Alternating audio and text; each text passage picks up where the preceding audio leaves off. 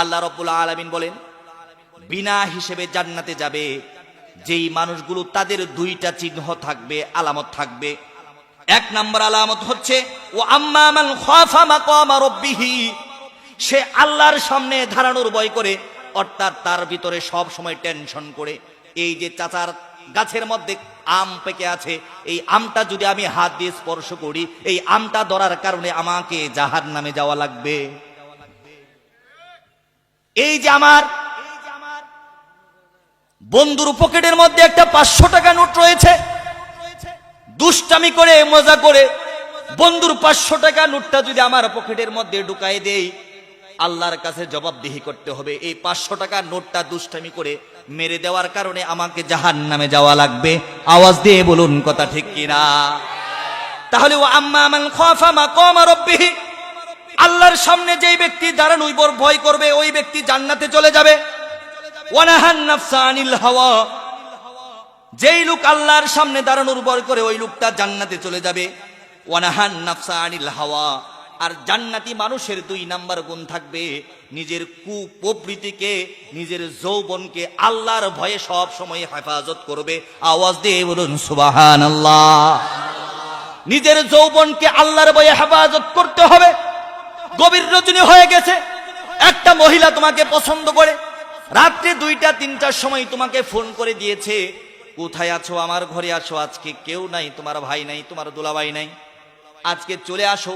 তোমার বান্ধবী তোমাকে ফোন করেছে, আগামী এত তারিখে আমাদের কলেজে বিদায় অনুষ্ঠান, আজকে ঘুরতে যেতে হবে।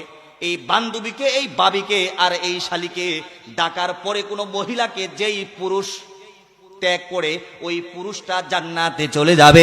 আওয়াজ দিয়ে বলুন সুবহানাল্লাহ। মুহতারাম হাজিরিন, নিজের ভিতরে কুপ্রবৃত্তি রয়েছে আর নিজের যৌন খাহেসাতকে আল্লাহর তরে যদি কোনো মানুষ কুরবানি করে দিতে পারে, ওই মানুষটা এই পৃথিবীর মধ্যে সবচাইতে বড় আল্লাহর ওলি হয়ে যেতে পারে কি যেতে পারে না? আপনাদেরকে আমি বনি ইসরাইলের 3 জন যুবকের ঘটনা বলি। তারা নিজেদেরকে কিভাবে তৈরি করেছিল। বুখারীর সহিহ হাদিস। কোন কিতাবের হাদিস? বুখারীর সহিহ হাদিস। 3 জন বনি ইসরাইলের যুবক ঘর থেকে বের হয়ে গিয়েছে। ঘর থেকে বের হয়ে যাওয়ার পরে রাত্রের বেলায় এমন ঝড় তুফান আর বৃষ্টি শুরু হয়েছে। তারা চিন্তা করলো কোন জায়গায় যাওয়া যায়, কোথায় আশ্রয় নেওয়া যায়। বিশাল বড় একটা পাথরের মধ্যে, পাহাড়ের মধ্যে একটা ছোট সুড়ঙ্গ দেখে, ছোট সুড়ঙ্গর ভিতরে ওই 3 জন যুবক ঢুকে পড়ে। ঢুকে পড়ার পরে বৃষ্টির পানি পড়তে পড়তে ওই পাহাড় থেকে বড় একটা পাথর পরে তাদের দরজাটা বন্ধ হয়ে যায়। ওই গুহার দরজাটা বন্ধ হয়ে যায়। গুহার দরজা যখন বন্ধ হয়ে যায়, এমনি অন্ধকার, আবার ভিতরে দরজা বন্ধ করার অন্ধকার, এমন অমাবস্যার অন্ধকারের মধ্যে তারা আটকে পড়লো। এক বন্ধু আরেক বন্ধুকে চিন্তা করে, বন্ধু আজকে এমন একটা গুহার পাহাড়ের মধ্যে আজকে আটকা পড়েছি, এই পাহাড় থেকে যদি না বের হতে পারি আমাদের জীবন বুঝি একেবারেই শেষ, আমাদের জীবনের বুঝি আর কোনো মূল্য রবে না বন্ধু, আমাদেরকে এখানে না খেয়ে মরতে হবে। 3 বন্ধু চিন্তা করলো, বন্ধু আমরা যেহেতু যুবক মানুষ, 3 জন একত্রিত হয়ে পাথরটাকে ধাক্কা দেই। ঘন্টাকে ঘন্টা সময় অতিক্রম করে 3 বন্ধু পাথরকে ধাক্কা দেওয়ার চেষ্টা করে। না না না, এই পাথর তো ধাক্কা দিলে সরবে না।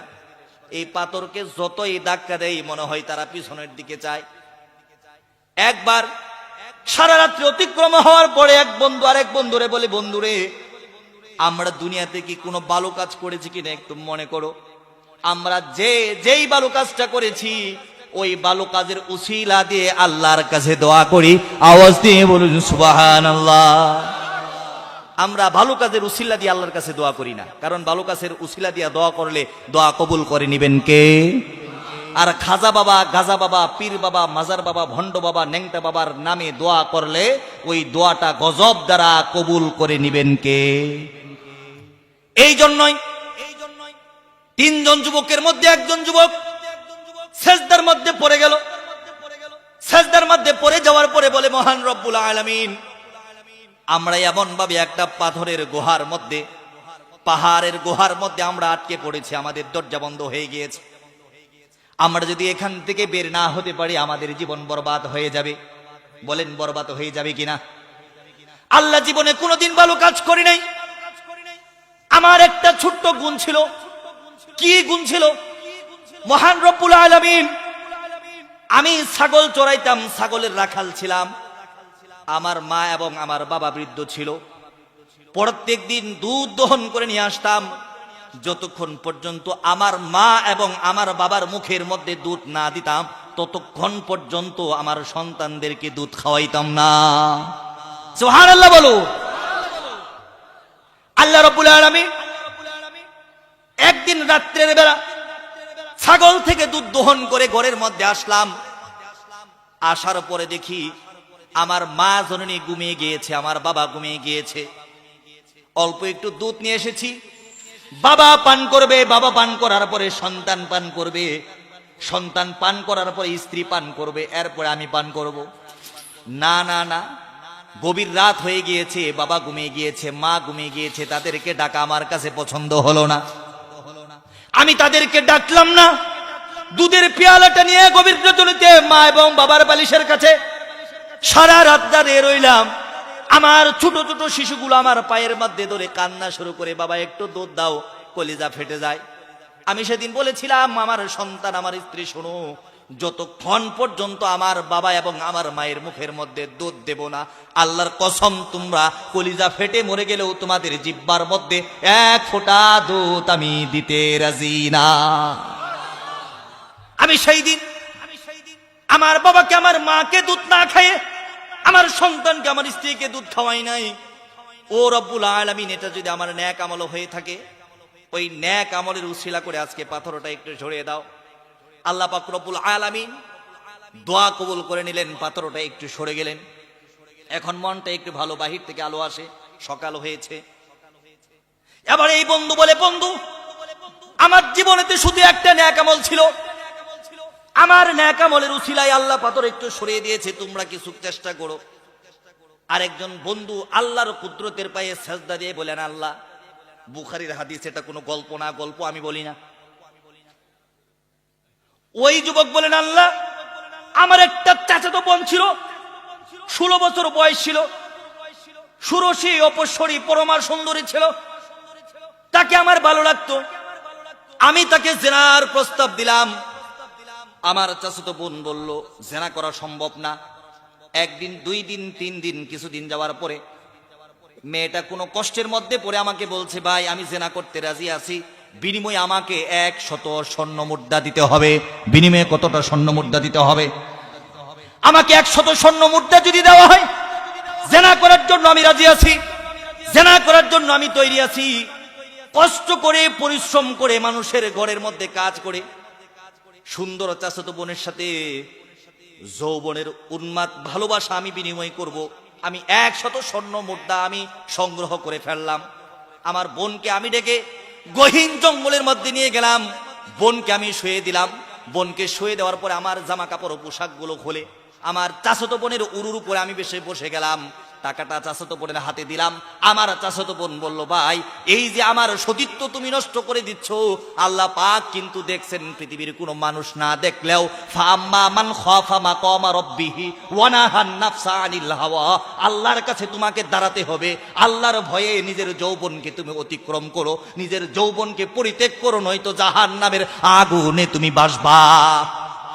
আল্লাহ রাব্বুল আলামিন হঠাৎ করে যখন চাচাতো বোন বলল আমাকে মরতে হবে, আমি চাচাতো বোনের উরু থেকে লাফ দিয়ে জমিনের মধ্যে পড়ে যাই।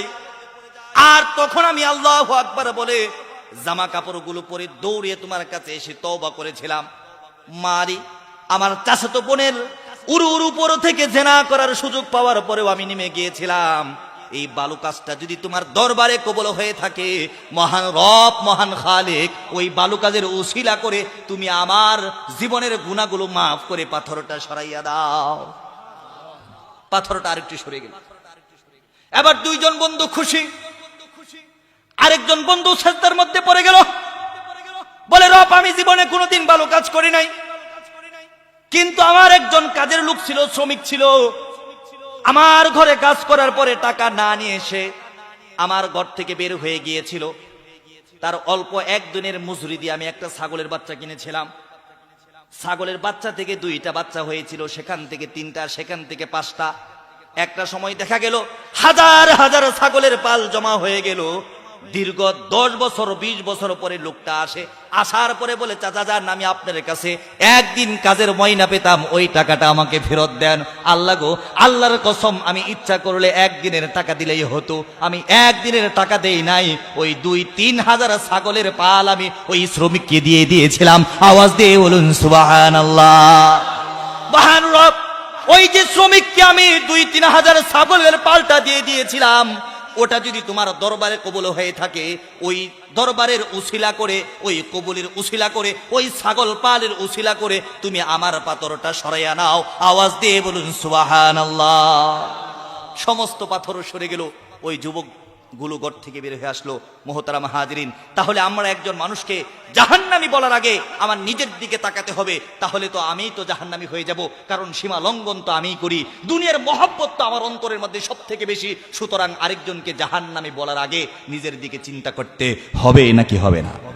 তাহলে 2টা গুণ যদি কারো মধ্যে থাকে সে জাহান্নামী, আর 2টা ভালো গুণ যদি কারো মধ্যে থাকে সে জান্নাতি। আওয়াজ দিয়ে বলুন সুবহানাল্লাহ। 2টা গুণ হচ্ছে আল্লাহর সামনে দাঁড়াবে এই ভয় তার অন্তরের মধ্যে আছে, আর আল্লাহর ভয়ে নিজের যৌবনকে বিলীন করে দিয়েছে, জবাই করে দিয়েছে। আওয়াজ দিয়ে বলুন আল্লাহু আকবার। আপনারা সকলে ভালো আছেন? আপনাদের কষ্ট হইতেছে? চলবে আরো কিছুক্ষণ? চলবে কিছুক্ষণ? আপনারা সকলে বিয়ে করেছেন? কিছু কাজের কথা বলার দরকার। বিয়ে করেছেন সকলেই? সকলে বিয়ে করেন নাই? আচ্ছা, কে কি বিয়ে করেছেন হাত তুলেন তো। হাত তুলছেন না? আচ্ছা, মাশাআল্লাহ, নামান। আচ্ছা, বিয়ে করেছেন, কে কে বউরে মারছেন একটু হাত তুলেন তো। ওই যে একজনে মারছে, 2 জনে 3 জনে, মাশাআল্লাহ মাশাআল্লাহ, আপনারা সবাই মারছেন বউরে। আচ্ছা বলুন, এই যে আমাদের স্ত্রীরা আমাদেরকে মহব্বত করে নাকি করে না? এই যে স্ত্রীদেরকে আমরা মারি, একটু রাগ উঠলেই মারি, কারণ মালিক হয়ে গেছেন তো, ঠিক না? আল্লাহ পাকের কোরআনের আয়াতগুলো কি বলে আমি আপনাদেরকে শোনাবো। একটা পিপিলিকাকে কষ্ট দিলে কাল কিয়ামতের ময়দানে এই কষ্টের বিচার আপনার হবে। অন্যায়ভাবে পিপিলিকাকে কষ্ট দেওয়ার ক্ষমতা ইসলাম আপনাকে দেয় না। অন্যায়ভাবে দিতে পারবেন? দিতে পারবেন? অন্যায়ভাবে কোন পিপিলিকাকে কষ্ট দেওয়ার ক্ষমতা ইসলাম কোন মানুষকে প্রদান করেন নাই। আর বউকে মারার ক্ষমতা আপনারা পাইছেন কোথায়? বউ মারার ক্ষমতা ইসলাম আপনাকে দিয়েছে? আপনাকে ইসলাম সুযোগ দিয়েছে, মারার একটা সিস্টেম করে দিয়েছে। আমি সেদিকে যাব না, কিন্তু আমার মা বোনরা আজকে বড় নির্যাতিত, বড় নিষ্পেষিত। আমরা পুরুষ শাসিত সমাজ। আমি একথা বলছি না সব পুরুষেরা স্ত্রীর উপর নির্যাতন করে, কিন্তু অধিকাংশ পুরুষই স্ত্রীর হক আদায় করে না। হক আদায় করে। আপনি বিবাহ করেছেন, বিবাহ করার পরে স্ত্রীর কাছ থেকে অনুমতি নাই, বলা নাই, কওয়া নাই, আপনার ইচ্ছে করেছে আপনি বিদেশ চলে গিয়েছেন। এই বিদেশ চলে যাওয়ার অনুমতি ইসলাম তোমাকে দেয় নাই, ইসলাম তোমাকে দেয় নাই। স্ত্রীর হক আদায় করে, স্ত্রীর সাথে মহব্বত পয়দা করে, স্ত্রীকে সন্তুষ্ট করে, খুশি করে, এরপরে তোমাকে বিদেশ যেতে হবে, এরপরে তোমাকে দাওয়াতে তাবলীগে যেতে হবে, এরপরে তোমাকে হজ করতে যেতে হবে, এরপরে তোমাকে মসজিদে যেতে হবে। আওয়াজ দিয়ে বলুন কথা ঠিক কিনা? স্ত্রীর সাথে ভালো ব্যবহার করতে আমরা একেবারেই রাজি না। স্ত্রীর সাথে ভালো ব্যবহার করতে আমরা কি না? একেবারেই রাজি না। একটা বিষয় আমি আপনাদেরকে আরেকটু বিষয় একটা শেয়ার করি। অনেক লোক আছে, বাবা বিয়ে করিয়েছে, কি আর করা যাবে, বউ পছন্দ হয়েছে কিংবা হয় নাই, কিংবা 1 বছর 2 বছর 3 বছর সম্পর্ক করার পরে আরেকটা সুন্দরী মহিলার সাথে তার প্রেম হয়ে গেছে। এখন এই বউ তার কাছে একেবারেই ভালো লাগে। ভালো লাগে না তো লাগেই না।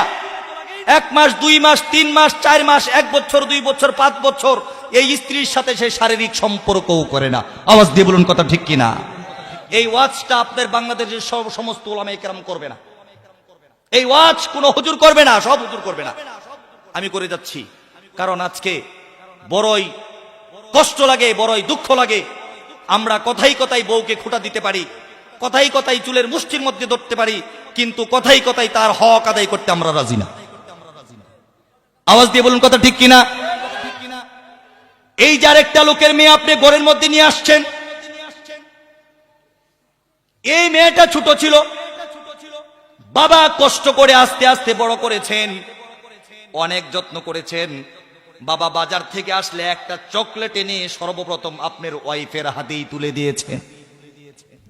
আবার এই মহিলাটা যখন আপনার ঘরের মধ্যে আসে, সর্বপ্রথম তার অন্তরের মধ্যে আপনি কষ্ট দেন, এরপরে আপনার মা কষ্ট দেয়, এরপরে আপনার বোন কষ্ট দেয়, এরপরে আপনার ভাই কষ্ট দেয়, প্রয়োজন হলে আপনার বাবাও এই মহিলাকে কষ্ট দিতে কোনো দ্বিধাবোধ করে না।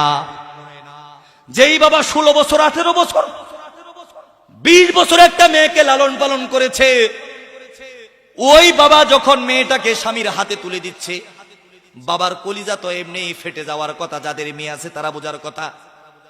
বাবার কলিজা ফেটে যাচ্ছে, মেয়েটাকে কার কাছে দিচ্ছি, মেয়েটাকে কার কাছে দিচ্ছি। আবার সেই সাথে সাথে আপনি 4 লাখ টাকা যৌতুক নির্ধারণ করে দিয়েছেন। আপনার মতো কুলাঙ্গার আর কপাল পোড়া এই পৃথিবীতে আর কেউ হইতে পারে না। আমরাও বুঝি না, আমরা বলি ছেলে বিদেশ করে আসছে, ছেলে সেনাবাহিনীতে চাকরি করে, ছেলে সরকারি চাকরি করে, 5 লাখ টাকা দিয়ে বিয়ে দিলাম। আপনি ভাবছেন 5 লাখ টাকা দিলে এই ছেলের কাছে বিয়ে হবে? আল্লাহর কসম, এই ছেলের কাছে 5,000 কোটি টাকা দিয়ে দিলেও, বিবাহ দিলেও তার সুখ হবে না, কারণ সে লোভী। যে আপনার মেয়েকে নেওয়ার সময় 5 লাখ টাকা যৌতুক দাবি করে, সে আপনার মেয়েকে ভালোবাসবে এই কথাটা আপনি কিভাবে ভাবলেন?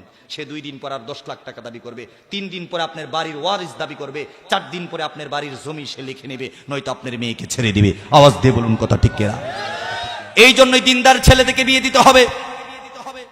আমার আজকে আলোচ্য বিষয় করব, আমাদের সমাজের অনেক মধ্যবয়সী মহিলা আছে, অনেক মা আছে, একটা সন্তানের মা হয়েছে, স্বামী আর খোঁজ খবর নেই না, বাত কাপড় দেই না, বাত কাপড় দেই না, খোঁজ খবর দেই না। এই কষ্টটা তো বুকের মধ্যে চাপা দেওয়া যায়, কিন্তু স্বামী ওই স্ত্রীর সাথে একেবারেই শারীরিক সম্পর্ক করে না।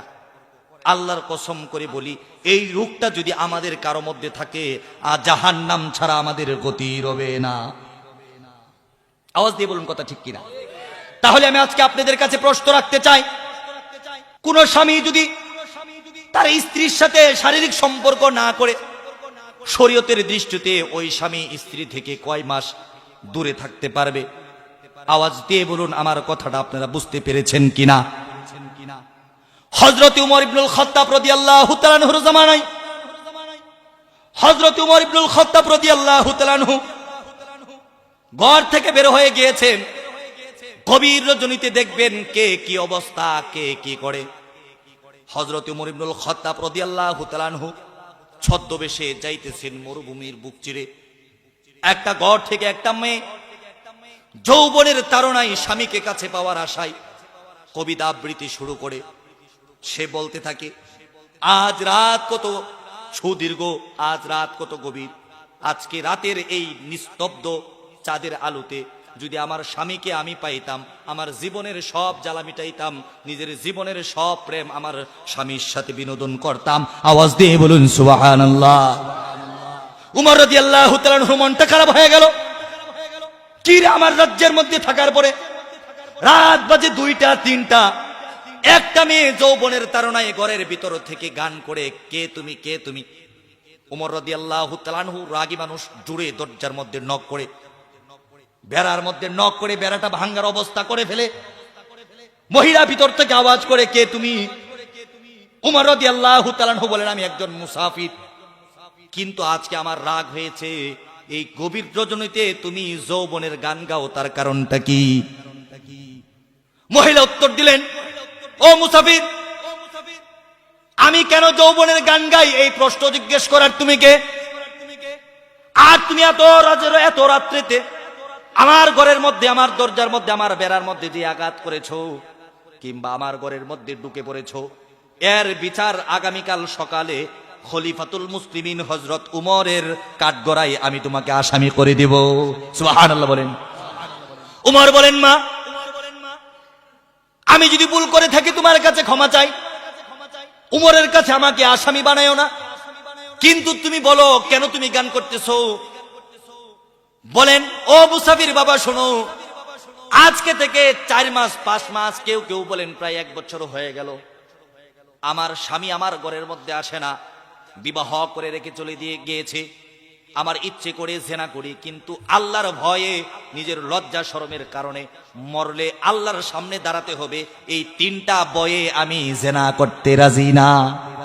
আল্লাহর ভয় আমার অন্তরে আছে, আমি মরলে আল্লাহর সাথে দাঁড়াতে হবে, আর আমার এই পিঠটা স্বামীর জন্য নির্ধারণ করা, সুতরাং আমি সওয়ারি হয়ে আমার পিঠের মধ্যে অন্য কোনো পুরুষকে আমি চড়াইতে পারি না, এই কারণে আমি জেনা করি না, নয়তো আমার খাহেসাতে এত বেশি আমি গুনাহ করতে দ্বিধাবোধ করতাম না। হযরত উমর ইবনুল খাত্তাব রাদিয়াল্লাহু তাআলা মনটা খারাপ হয়ে গেল। তোমার স্বামী কোথায় গিয়েছে, কি করে তোমার স্বামী আমাকে বলো, তোমার স্বামীকে দেশে আনার ব্যবস্থা আমি করে দিব। না না চাচা যান, আপনি এই ব্যবস্থা করে দিতে পারবেন না। ছদ্মবেশী উমর বলেন, কেন কেন আমি কেন ব্যবস্থা করে দিতে পারবো না? আমার স্বামীকে আজকে থেকে অনেক দিন আগে উমর ঘর থেকে ধরে নিয়ে গিয়ে আমার স্বামীকে সেনাবাহিনীর চাকরি দিয়েছে। এই মদিনা মক্কা থেকে আমার স্বামীকে উমর বহু দূর দেশের মধ্যে পাঠাইয়া দিয়েছে। আওয়াজ দিয়ে বলুন সুবহানাল্লাহ। উমর বলে, মা তুমি টেনশন করো না, তোমার ব্যবস্থা আমি করে দিচ্ছি। এবার উমর চিন্তার মধ্যে পড়ে গেল। তার মেয়ে ছিল, নাম ছিল হাফসা রাদিয়াল্লাহু তাআলা আনহা। দৌড়ে গিয়েছেন আপন মেয়ের সাথে, একটু চিন্তা করে মুসলমান বুঝো, হাসলে হবে না, কাঁদলে হবে না। ইসলামটা এই পৃথিবীতে এমনিই পয়দা হয় নাই। আওয়াজ দিয়ে বলুন কথা ঠিক কিনা? ইসলামটা এমনিই পয়দা হয় নাই। দৌড়ে গিয়েছে হাফসার কাছে, মা হাফসা তুমি তো নবীর স্ত্রী, আজকে তোমার কাছে আমার একটা প্রশ্ন জানার আছে। একজন স্বামী তার স্ত্রী থেকে কতদিন পর্যন্ত দূরে থাকতে পারে? মেয়ে বাবা প্রশ্ন করেছে, স্বামী কতদিন দূরে থাকতে পারে? সুন্দর মেয়ের চেহারাটা শরমে লজ্জায় লাল হয়ে গিয়েছে। মেয়ে নিজ দিকে তাকিয়ে 4টা হাতের আঙ্গুল তুলে দিয়েছেন। উমর মাথা দিয়ে ইশারা করেছেন, মা আমি বুঝতে পেরেছি, একজন স্বামী তার স্ত্রী রেখে ঘরের বাহিরে 4 মাস থাকতে পারে, এর বেশি থাকতে পারে না। এর বেশি যদি থাকে তাহলে স্বামীর গুনাহ হবে, স্ত্রীর হক নষ্ট হবে। আওয়াজ দিয়ে বলুন কথা ঠিক কিনা? আল্লাহ পাক রব্বুল আলামিনের আয়াত নাজিল করে দিয়ে, আয়াত আগেই নাজিল হয়েছে।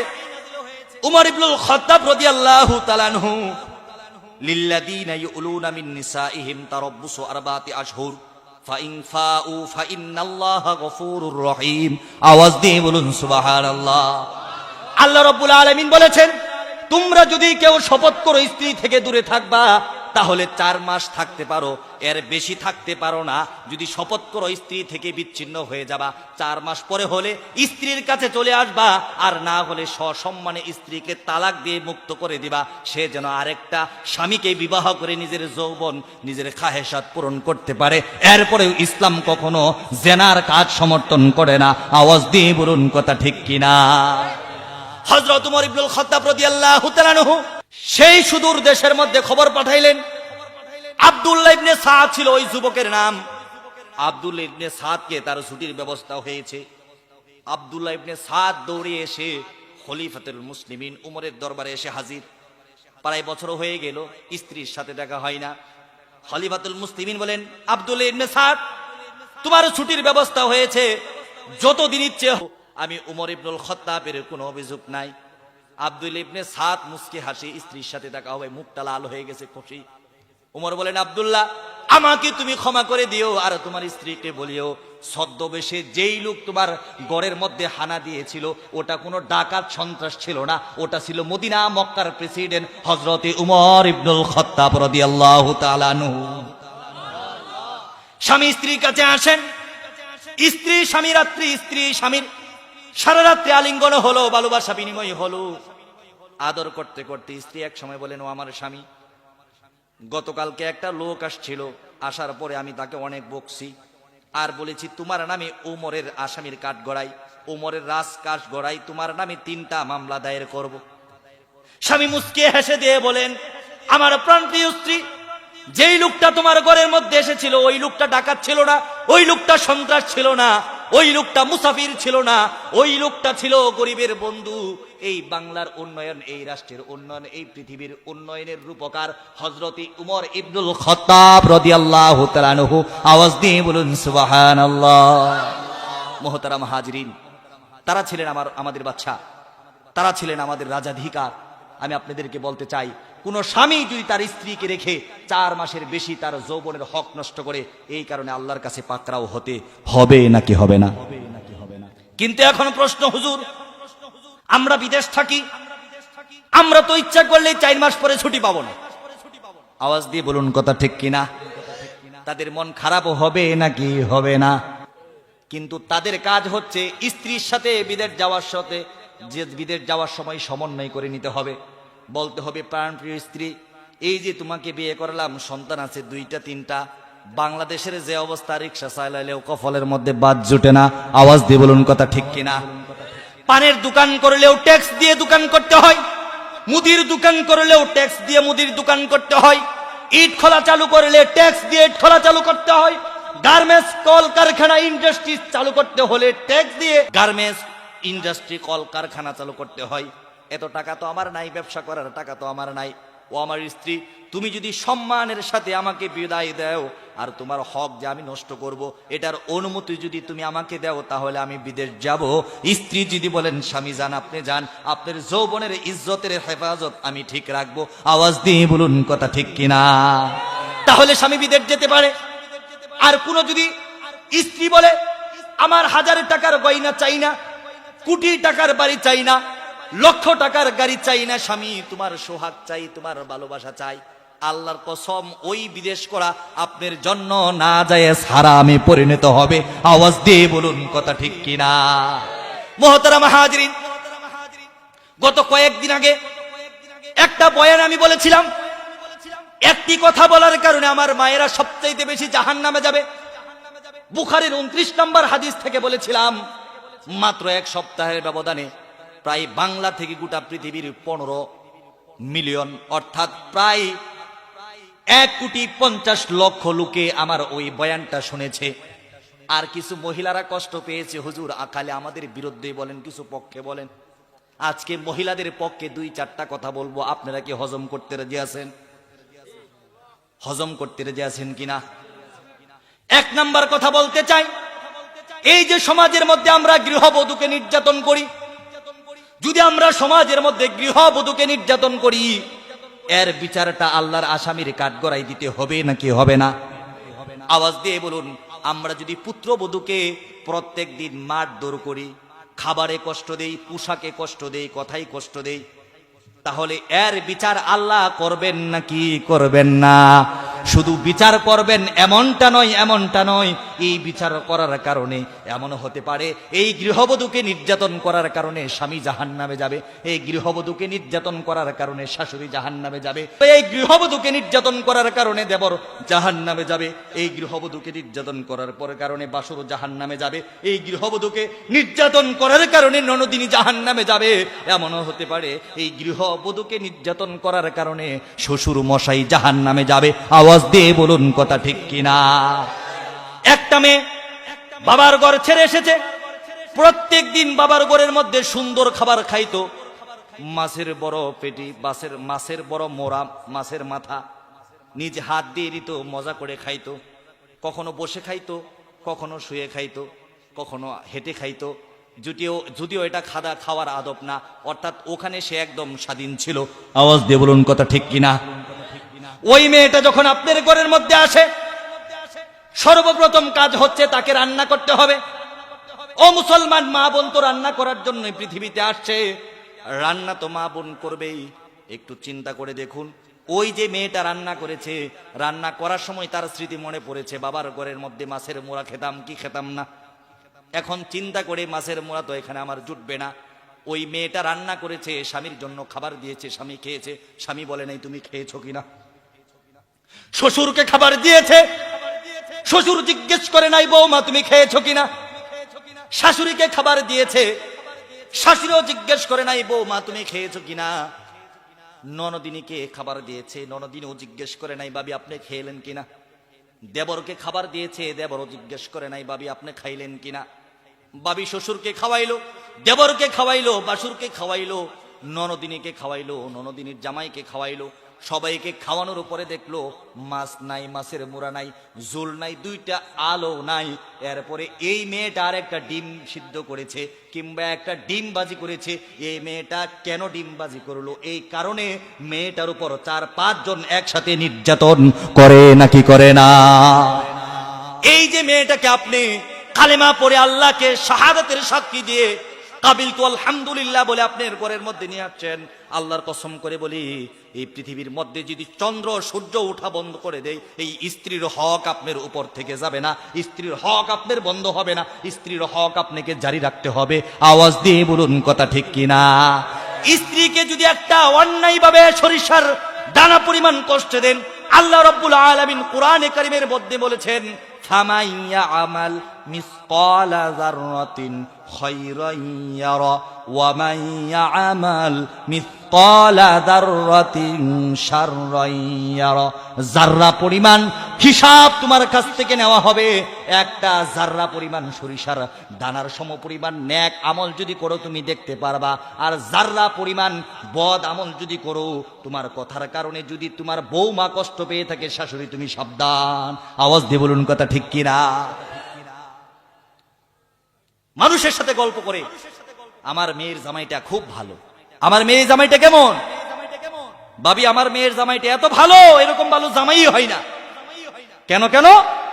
আপনার মেয়ের জামাই কি করেছে? ও আরে আমার মেয়ের কথা ছাড়া কিচ্ছু শোনে না।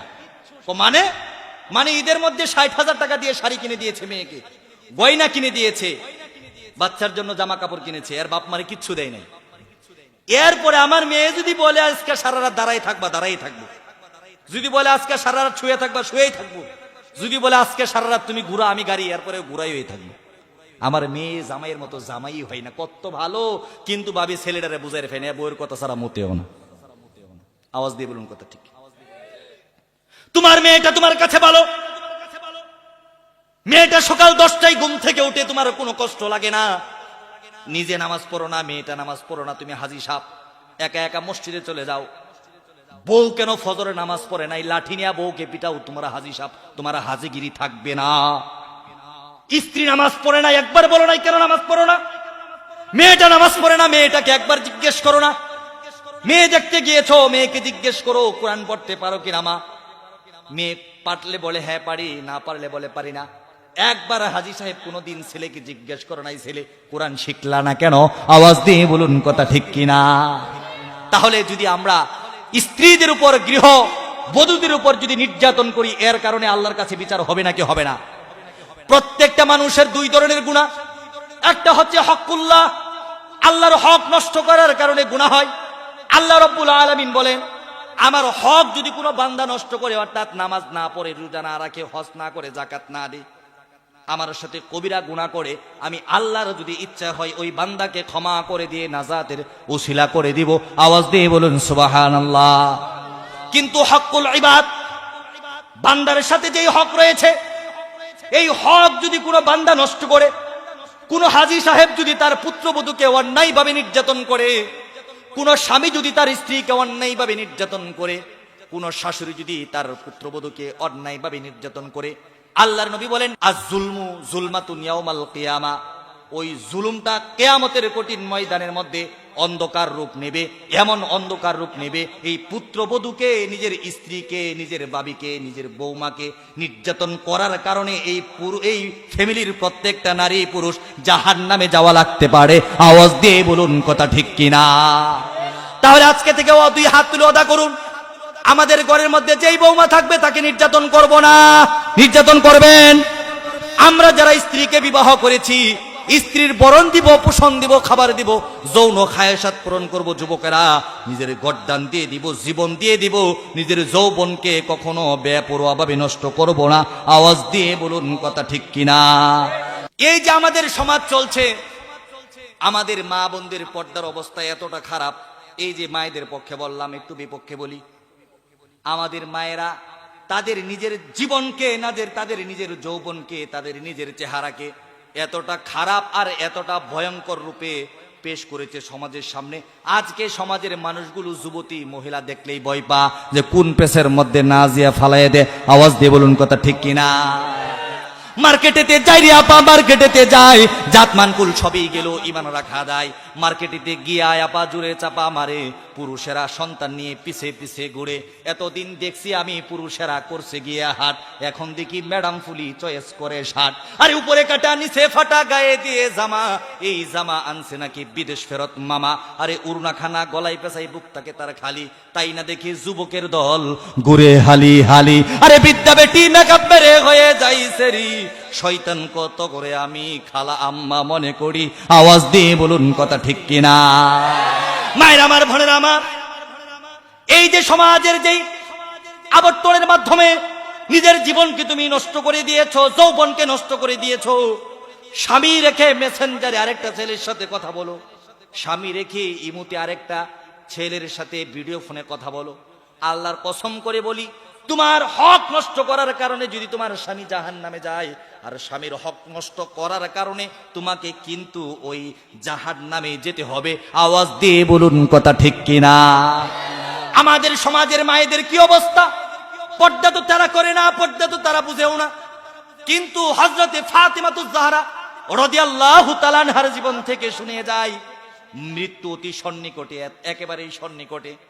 নবী করিম সাল্লাল্লাহু আলাইহি ওয়াসাল্লাম যেদিন ইন্তেকাল করলেন, নবী করিম সাল্লাল্লাহু আলাইহি ওয়াসাল্লাম যেদিন ইন্তেকাল করলেন, ফাতেমাতুজ জাহরা রাদিয়াল্লাহু তাআলা আনহাকে কানে কানে ডাকলেন, কানে কানে ডাকলেন। কানে কানে ডাকার পরে কি যেন বললেন, কি যেন বললেন, ফাতেমার মনটা খুশি হয়ে গেল।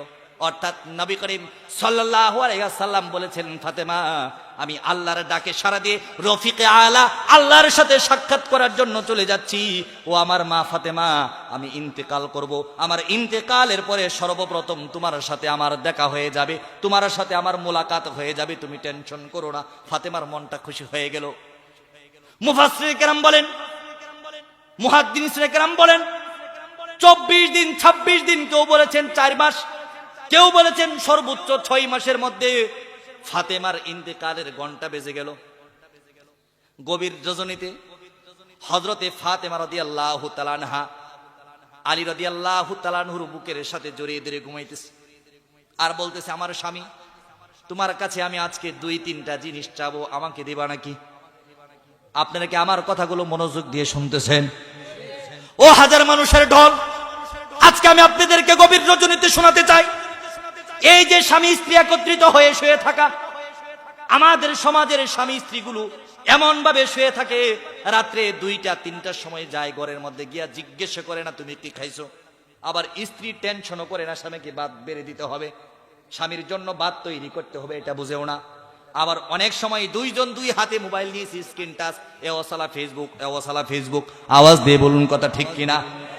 হযরতে ফাতেমাতুজ জাহরা রাদিয়াল্লাহু তাআলা আনহা এমন ডিজিটাল ছিলেন না, মা তোমার মতো ডিজিটাল ছিলেন না। স্বামীর নাকের সাথে নাক মিলিয়ে, স্বামীর বুকের সাথে বুক মিলিয়ে হযরতে ফাতেমা রাদিয়াল্লাহু তাআলা আনহা আজকে একটু ব্যতিক্রম ভাবে শুয়েছেন। একটা হাত আলী রাদিয়াল্লাহু তাআলা আনহুর পিঠের নিচ দিয়ে দিয়েছেন, আরেকটা হাত আলী রাদিয়াল্লাহু তাআলা আনহুর পিঠের উপর দিয়ে দিয়েছেন। শক্ত করে আলীর বুকের সাথে ফাতেমা চাপ দিয়ে ধরে কাঁদতেছেন, কাঁদতেছেন। হযরতে আলী রাদিয়াল্লাহু তাআলা আনহু বলেন, ফাতেমা এমন ভাবে তো আমাকে কখনো ধরো না, এমন ভাবে কখনো কাঁদো না। আমার মনে হচ্ছে আজকের দরাটাও ব্যতিক্রম, কাদাটাও ব্যতিক্রম। ফাতেমা বলেন, আলী আমি আজকে আপনাকে ধরেছি, খুব শক্তভাবে ধরতে চাই। আমার মনে হয় জান্নাতের যুবকদের সর্দার আলী, আপনি নাবালিকের মধ্যে সর্বপ্রথম ইসলাম ধর্ম গ্রহণ করেছেন। আল্লাহর নবী আপনার সাথে আমাকে যেদিন বিবাহ দিয়েছেন সেদিন বলেছেন, ফাতেমা মক্কার সবচেয়ে টাকাওয়ালা পয়সাওয়ালা সুন্দর যুবক তোমাকে আমি দিতে পারি নাই, কিন্তু মক্কার সবচাইতে পবিত্র যুবকের সাথে আমি ফাতেমা তোমাকে বিবাহ দিলাম। আওয়াজ দিয়ে বলুন সুবহানাল্লাহ। ফাতেমাতুজ জাহরা রাদিয়াল্লাহু তাআলা আনহা কাঁদার পরে বলতেছেন, আমার স্বামী, আমার মনে হয় আপনার সাথে আমার আর রাত্রি যাপন হবে না, যতটা পারেন আজকে আদর করে নেন। হতে পারে আপনার সাথে আর কোনোদিন এক কাতার নিচে ঘুমাবো না। স্বামী গো, আমি হতে পারে আমার বাবার সাথে দেখা করার জন্য পরলোক গমন করব, আপনার কাছে আমার বড় কয়েকটা জিনিস চাওয়ার আছে। আলী কাঁদতে কাঁদতে বলেন, ও আমার স্ত্রী ফাতেমা, এমনও হয়েছে 1 সপ্তাহ ঘরের মধ্যে আগুন জ্বলে নাই উনুনের মধ্যে, কোনোদিন বলো নাই রুটি লাগবে, জব লাগবে, চাল লাগবে, আটা লাগবে। এমন হয়েছে একটা ছেঁড়া কাপড় তোমাকে দিয়েছি, রুকুতে চুতে গিয়েছো, পিঠ বের হয়ে গিয়েছে, সেজদাতে যদি গিয়েছো মাথা বের হয়ে গিয়েছে, একটা উড়না মাথার মধ্যে দিয়ে ওই উড়নার অর্ধেক অংশ দিয়ে কোমর পেঁচিয়ে দিয়ে তুমি নামাজ পড়েছো ফাতেমা। কোনদিন বলো নাই চাল নাই, কোনদিন বলো নাই ডাল নাই, কোনদিন বলো নাই কাপড় নাই, কোনদিন বলো নাই ছেলেদের কাপড় নাই। আজকে আমার কাছে তুমি কি চাও? আমি আলী তোমার জন্য জীবনটা দিতে রাজি আছি। হযরত ফাতেমা বলেন, স্বামী আমার ভয় হইতেছে আমি যদি ইন্তেকাল করি, ইন্তেকালের পরে আমার জানাজার ইমামতি কে করবেন? আলী বলতেছে, ফাতেমা এটা কেমন কথা বললা? ফাতেমা বলেন, না না না, আমি জানতে চাই আমার ইন্তেকালের পরে আমার জানাজার নামাজের ইমামতি কে করবে? আলী বলেন, ফাতেমা আমি গুনাহগার তোমার স্বামী হয়ে যদি তোমার জানাজার ইমামের দায়িত্ব গ্রহণ করি, তোমার মনের মধ্যে কোনো কষ্ট আছে কিনা? ফাতেমা চোখের জল মুছে দিয়ে মুচকি হেসে বলেন, স্বামী এটা আমার পরম সৌভাগ্য, আপনি আমার জানাজার ইমামতি করবেন, এর চাইতে বড় সুখবর আর কিছু হতে পারে না। স্বামী গো, আপনার কাছে আমার আরেকটা বিষয় চাওয়া আছে। আলী বলেন, ফাতেমা আজকে এমন তুমি বিষয় আমার কাছে চাইতেছো যেই বিষয়গুলো তোমাকে দিতে ইচ্ছে করছে না। ফাতেমা বলেন, স্বামী আমার যদি ইন্তেকাল হয়ে যায়, নবীর সবচাইতে দুলালী ছিলাম আমি, নবীর সবচাইতে প্রিয় কন্যা ছিলাম আমি, পৃথিবীর সব মানুষ থেকে নবী আমাকে বেশি ভালোবাসতেন। নবী যদি সফরে যেতেন সর্বশেষ আমার সাথে দেখা করতেন, যুদ্ধ থেকে আসলে সর্বপ্রথম আমার সাথে দেখা করতেন। ও আমার স্বামী, আমি জানতে চাই আমার জানাজার পরে যদি মসজিদের মাইকে এলান করা হয়, মক্কা মদিনা চেচনিয়া কাসনিয়া বসনিয়া আফগান চেচনিয়া কাসনিয়া ইরাক তুর্কি চাইনা সব পৃথিবীর সব দেশ থেকে যত মুসলমানগুলো আছে সব ফাতেমার জানাজার মধ্যে বীর জমাবে, আওয়াজ দিয়ে বলুন কথা ঠিক কিনা? স্বামী আপনার কাছে আমার অনুরোধ, আমি যেই গভীর রাত্রে ইন্তেকাল করব ওই রাত্রেই আমাকে দাফন কাফনের ব্যবস্থা করে দিবেন। মসজিদের মাইকে যেন ফাতেমার নাম উচ্চারণ না হয়, মসজিদের মিনারে যেন ফাতেমার নাম উচ্চারণ না হয়, মক্কা মদিনার একটা মশা আর একটা মাছিও যেন টের না পাই, একটা মশাও জানবে না একটা মাছিও জানবে না। আমার ফাতেমার জানাজার আলীর ইমামতিতে হয়ে যাবে, আমি ফাতেমা খুশি থাকবো, নয়তো আলী আপনার প্রতি আমার দাবি থাকবে। আওয়াজ দিয়ে বলুন সুবহানাল্লাহ। আলী কাঁদতে কাঁদতে বলেন, ফাতেমা আজকে কি জিনিস তুমি চাইতেছো দিতে ইচ্ছে করে না, যাও যাও যাও, তোমার জানাজার ইমামতিতে আমি রাজি আছি। তোমাকে সুন্দরভাবে আমি গোসল, তোমাকে সুন্দরভাবে কফিন করে দেব, কোনো মানুষকে ডাকবো না, মাইকিং করবো না, আমি কবরে রাখবো, আমি জানাজা পড়াবো। ফাতেমা বলেন, স্বামী গো আমার আরেকটা প্রশ্ন আছে, আমি ইন্তেকাল করব, কোন পুরুষ মানুষ যেন আমাকে না দেখে, কোন দায়ুস মহিলা যেন আমাকে না দেখে। আবু বকরের বড় মেয়ে আসমার কাছে আমাকে নিয়ে যান, আমি আসমাকে বলবো, আসমা আমি যদি ইন্তেকাল করি আমার জানাজা পড়াবে আলী আর গোসল দিবে তুমি। আওয়াজ দিয়ে বলুন সুবহানাল্লাহ। হযরতে ফাতেমা জাহরা রাদিয়াল্লাহু তাআলা আনহাকে আসমার কাছে নেওয়া হলো। হযরতে ফাতেমা জাহরা রাদিয়াল্লাহু তাআলা আনহা একটা খেজুরের ডাল নিয়ে গেলেন, খেজুরের ডাল নিয়ে আসমার হাতে তুলে দিয়েছেন, আসমা গো এই যে তোমার কাছে একটা খেজুরের ডাল দিলাম, মনে করে এটা ফাতেমা, মনে করে এটা কে? এই যে ফাতেমাকে তোমার হাতে তুলে দিলাম, আল্লাহর কসম বলে আমার কাছে অঙ্গীকার করো ফাতেমাকে তুমি গোসল করাবে, ফাতেমার সতর তুমি দেখবে না, শরীরের উপর একটা কাপড় বিছিয়ে দিবে, ফাতেমার বডিটা কেমন ছিল, ফাতেমার পেটটা কেমন ছিল, ফাতেমার মাথাটা কেমন ছিল, এগুলো তুমি দেখবে না, তুমি ডেকে ডেকে আমি ফাতেমার গোসল করিয়ে আলীর হাতে তুলে দিবে। কিভাবে গোসল করাবে আমাকে একটু দেখাও। আসমা রাদিয়াল্লাহু তাআলা আনহা খেজুরের ডালটা মটির মধ্যে শুয়ে দিয়ে উপরে একটা কাপড় দিয়ে আস্তে আস্তে পানি দিয়ে পরিষ্কার করেন আর কাঁদেন, বলেন ফাতেমা এই যে আপনি মরে গেছেন, আমি উপরের দিকে তাকিয়ে তাকিয়ে আপনার দাফনের ব্যবস্থা করি, আপনার গোসলের ব্যবস্থা করাই। ফাতেমা হযরতে আসমার কপালের মধ্যে চুম্বন করে দিয়ে বলেছেন, আসমা তুমি হও জান্নাতবাসী, হোক আমার আলী জান্নাতবাসী, আমি আজকে আলীর প্রতি খুশি, আসমা তোমার প্রতি খুশি। ওই রাত্রেই ফাতেমা ইন্তেকাল করেন। আসমা রাদিয়াল্লাহু তাআলা আনহা ওইভাবেই গোসল করিয়ে হযরতে আলী রাদিয়াল্লাহু তাআলা আনহু মাত্র 4-5 জন মুসল্লি নিয়ে জানাজা পড়িয়ে সাথে সাথেই মাটি দাফন কাফন দিয়ে আল্লাহর কাছে ফাতেমার জন্য মাগফিরাতের দোয়া করেন। আওয়াজ দিয়ে বলুন সুবহানাল্লাহ। মুহতারাম হাজিরিন, আজকে আমাদের নারী সমাজ কোথায় গিয়েছে? আজকে আমার নারী সমাজ কোথায় গিয়ে দাঁড়িয়েছে? আজকে আমাদের নারীদের কি কাজ হচ্ছে? আজকে 500, 1000, 2000, 3000 টাকার বিনিময়ে আমার মা তার দেহ বিক্রি করছে। আওয়াজ দিয়ে বলুন কথা ঠিক কিনা? ও মুসলমান, আজকে 500 টাকার বিনিময়ে তুমি তোমার ভোট বিক্রি করতেছো। আওয়াজ দিয়ে বলুন কথা ঠিক কিনা? তোমার দাম এত কম হবে কেন? তুমি তো খালিদ ইবনে ওয়ালিদ রাদিয়াল্লাহু তাআলার উত্তরাধিকারী, তুমি তো ওমর ইবনে খাত্তাব রাদিয়াল্লাহু তাআলার সন্তান, তুমি তো মুহাম্মদ ইবনে আবু তালিবের সন্তান, তোমার দ্বারা এরকম কাজ হতে পারে না। তুমি তো মুহাম্মদ ইবনে আব্দুল্লাহর সন্তান, তোমার দ্বারা এরকম নাফরমানি কাজ হতে পারে না। আওয়াজ দিয়ে বলুন কথা ঠিক কিনা? সমাজে একটা উটের দাম 2 লক্ষ টাকা, একটা গরুর দাম 80,000 টাকা, একটা ছাগলের দাম 30,000 টাকা, একটা মুরগির দাম 300 টাকা, একটা কুকুরের দাম আজকে আমাদের সমাজের মধ্যে 30,000, 40,000, একটা কুকুরের দাম সমাজে 1 লক্ষ টাকা পর্যন্ত হয়ে যায়। মুসলমান, আজকে তোমার চরিত্রের দাম, আজকে তোমার বুটের দাম, আজকে তোমার একটা সাক্ষীর দাম মাত্র 500 টাকা হয়ে গিয়েছে। আল্লাহর কসম করে বলি, এই 500 টাকার কারণে, নিজের হাতের টিপকে বিক্রি করার কারণে তোমাকে জাহান্নামে যাওয়া লাগতে পারে, তোমাকে জাহান্নামে যাওয়া লাগতে পারে, তোমাকে জাহান্নামে যাওয়া লাগতে পারে। আওয়াজ দিয়ে বলো মুসলমান, কথা ঠিক কিনা? আপনারা জানেন দাহিয়াতুল কালবি নামে একটা লোক ছিল, নিজের 4টা কন্যা সন্তানকে কবর দিয়েছিল। কয়টা? 4টা কন্যা সন্তানকে কবর দিয়েছিল। আমি বলতে চাই, দাহিয়াতুল কালবি 4টা কন্যা সন্তানকে কবর দিয়ে যেই দৃষ্টান্ত স্থাপন করেছিল, বর্তমান বাংলার জমিনে আমার কিছু মা, আর কিছু বোন, আর কিছু ভাই ওই দাহিয়াতুল কলবির আইএমএ জাহিলাতের যুগকে হার মানিয়েছে। আওয়াজ দিয়ে বলুন কথা ঠিক কিনা? গত 1 সপ্তাহ আগে আপনারা দেখেছেন, আয়েশা নামক একটা মেয়ে, 16 বছর কিংবা 18 বছর বয়স, তার মা তার ফুফাতো ভাইয়ের সাথে পরক্রিয়ায় লিপ্ত হয়ে গেল। মেয়েটা দেখলো আমার মা তো তার ফুফাতো ভাইয়ের সাথে জেনা করে। বাবাকে বললে বাবা কষ্ট পাবে, আমি তো মাদ্রাসায় পড়ি, মাকে একটু বোঝাই। মাকে বোঝানোর চিন্তা ভাবনা করে মা না বোঝে, উল্টা মেয়েটাকে ওই পুরুষের হাতে তুলে দিয়ে গৃহ নির্যাতন করে, দর্শন করে ওই মেয়েটাকে হত্যা করে ওই মা আর ওই মায়ের ফুফাতো ভাই মুক্তি পাওয়ার চেষ্টা করে। আওয়াজ দিয়ে বলুন কথা ঠিক কিনা? আইএমএ জাহিলিয়াতকে হার মানিয়েছে।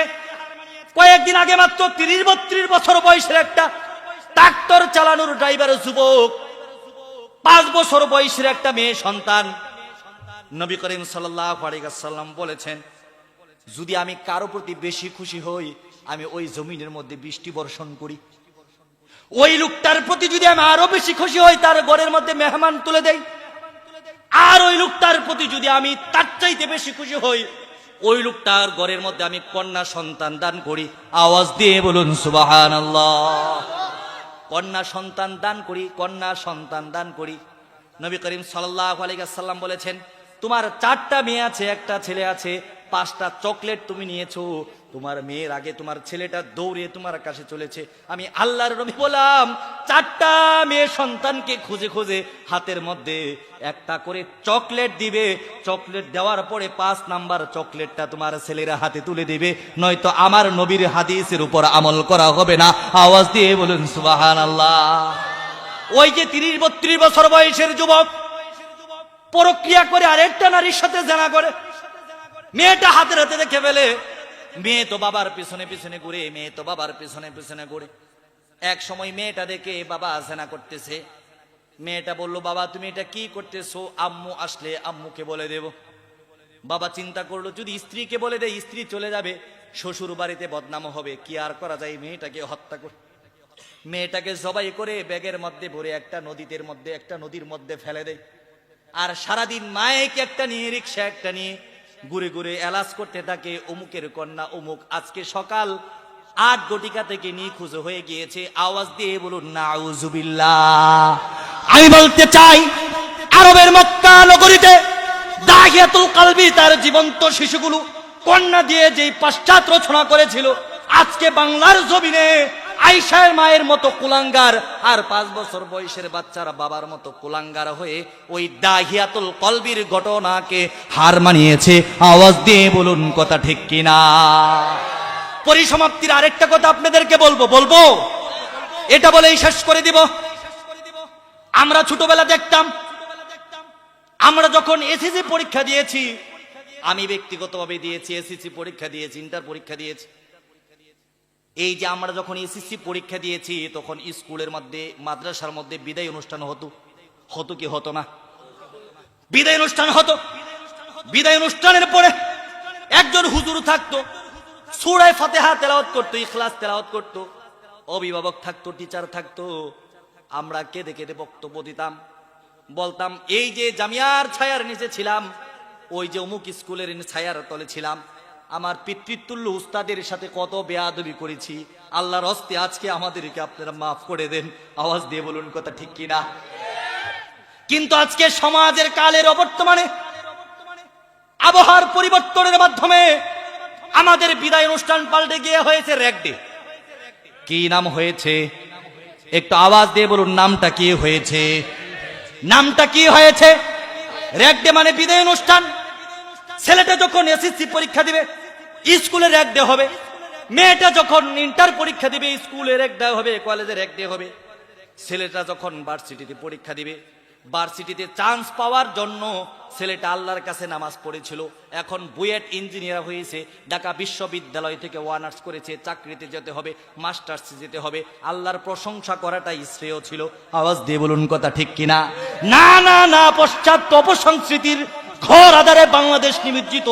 আমার মেয়ে তার ঘরের শরীরের জামা খুলে একটা সাদা গেঞ্জি পরে নিল, আমার ছেলে তার টি শার্ট খুলে, তার শার্ট খুলে একটা সাদা গেঞ্জি পরে নিল। এখন মেয়ে তার যত অশ্লীল নোংরা কথা আছে ছেলের গেঞ্জির মধ্যে লিখে দেয়। ছেলে তার যত অশ্লীল নোংরা কথা আছে ওই কথাগুলো লোক সমাজে বললেও অন্যায়, লোক সমাজে বললেও লজ্জা হবে। আওয়াজ দিয়ে বলুন কথা ঠিক কিনা?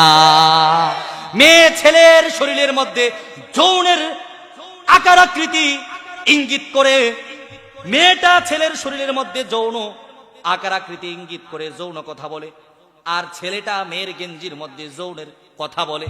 এটাই হয় আমাদের সমাজের বিদায় অনুষ্ঠান। আল্লাহর কসম করে বলতে থাকি, এই বিদায় অনুষ্ঠান যদি বাংলাদেশের মধ্যে 20 বছর হয়, আগামী 20 বছর পরে প্রত্যেকটা স্কুল, কলেজ, ইউনিভার্সিটি বেশ্যাখানায় পরিণত হয়ে যাবে, বেশ্যাখানায় পরিণত হয়ে যাবে, বেশ্যাখানায় পরিণত হয়ে যাবে। আওয়াজ দিয়ে বলুন কথা ঠিক কিনা?